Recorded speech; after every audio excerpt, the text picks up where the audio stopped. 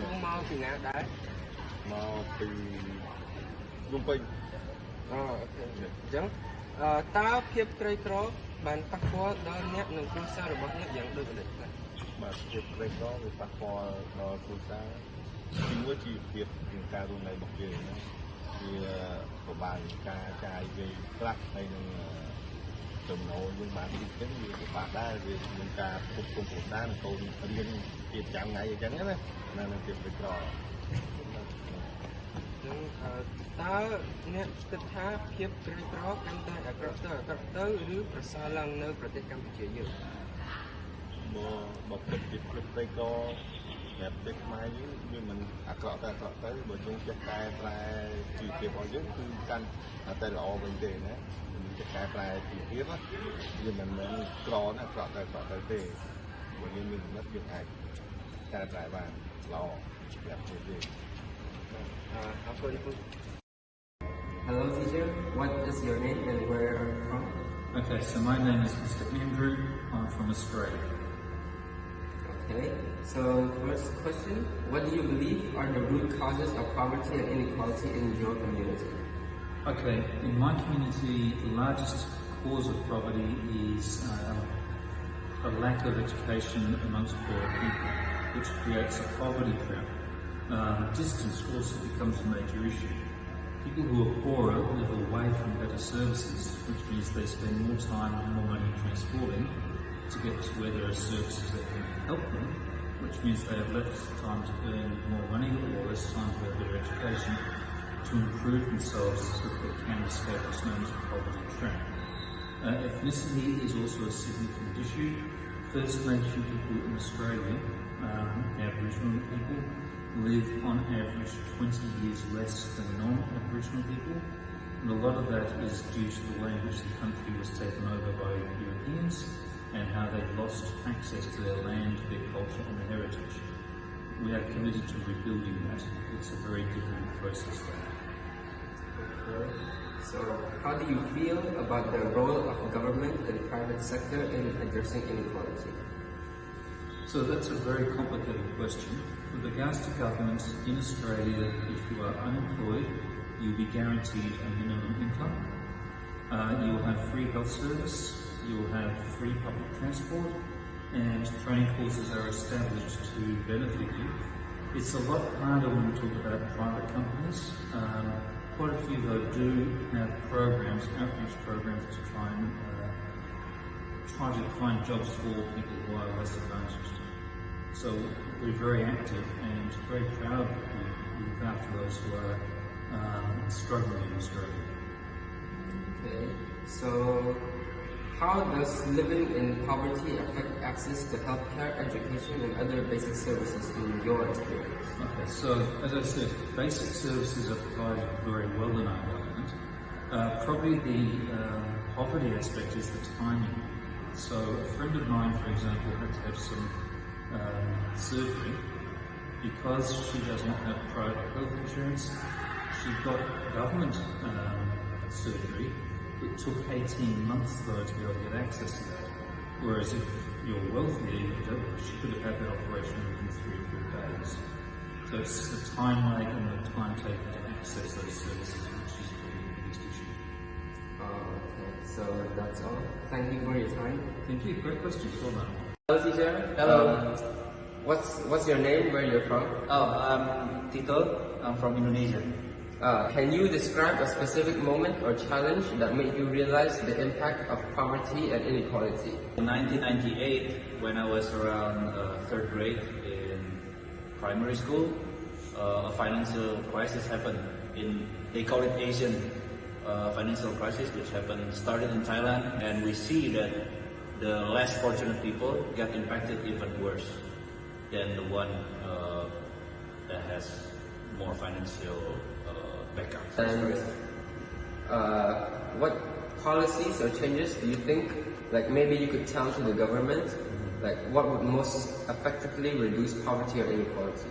I think they call it social net, where you tax the rich people more, so that with that tax money collected, they can support the less fortunate people, so they can have like backups, so that if they are poor, at least they can have their basic necessity like food, shelter, clothes, something like that. Right? Yeah, that'll be all. Thank you. Thank you. Hello, teacher. What's your name? Where are you from? My name is Mark. And Teacher in American International School. Long Beach. how do poverty and inequality affect the lives of people in your country? Yes, thanks for the question. It's a good question and burning issues that poverty and inequality has impacted the mass population in a massive way and it is less opportunities given to the masses. These two issues are having a lot of impact on the basic fabric of our society.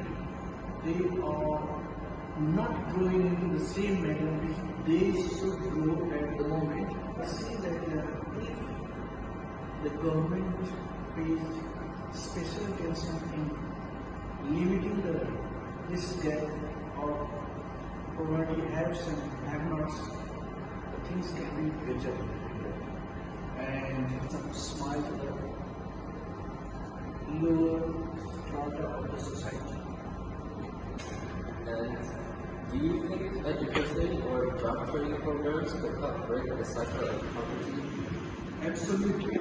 I do agree. I do believe in this that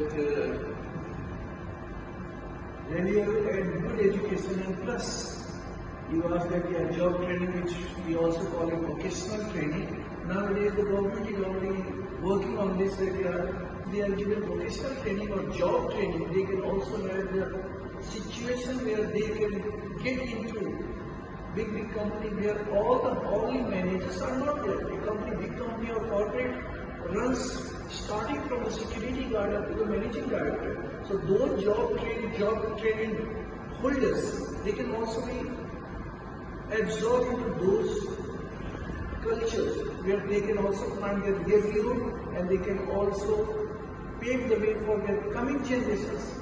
The basic needs with education to look for the better future. Okay, thank you for your time, sir. No problem. Hello, can I have your name and where you're from? I'm Miss Patricia Alejandra and I'm a humanities teacher here in Ireland. So, in what ways do poverty and inequality affect different groups, such as women, children, or ethnic minorities differently? Women, children, and ethnic minorities are the most vulnerable in the societies. So they are the ones who are greatly affected in crises such as inequalities and poverty. Most of these effects, or since they lack the access or the enough attention for them to have this crisis resolved within their group, it is suggested that government politicians should look into it much deeper and not just prioritize the bigger group or the group that we often see, and it should be looking into them as well, most especially since again they are the most vulnerable in the society. And do you believe it's possible to significantly reduce poverty within the next generation? Why or why not? Of course, if we will work together, if we will start with better education for the younger generation to improve their education, the people in the government to do their part, the distribution of resources or wealth, and also better people in politics, and we can resolve all these social issues if we will all do our part in this society. That'll be all. Thank you. Hello, sir. What's your name? My name is Fatima Peng. I'm a student from Paragon International School. So, how do you think living in poverty can affect access to healthcare, education, and other basic services? Everywhere I go, I would see poverty and inequality all around the streets. I would see the homeless people. It affects education quite much because if you're poor, then you're not able to afford the education necessary to gain knowledge so that you can potentially get a better job opportunity in the future. And then for basic services, the Chumkamon district, for example, that place, it has some poverty. And most of the time when I look at them, I see that they don't have the clothes necessary for survival, and I always see them sleep on the streets. And frankly, I think that will affect Cambodia's image as a whole. It will make Cambodia look bad, so I hope it will be changed in the future. It's very bad for Earth in general and for the society as well. That's all. Thank you, sir. Sir, what's your name? Where are you from? My name is Yudat, and I'm from Cambodia. Okay, so do you think poverty and inequality is worsening or improving in Cambodia? I think poverty in general is improving in Cambodia due to the rapid growth of our economy and the bigger amount of jobs available to everyone. I've also, personally, I've also seen less homeless people in the streets in general when I'm outside. Okay, thank you for your time, sir. That'll be all.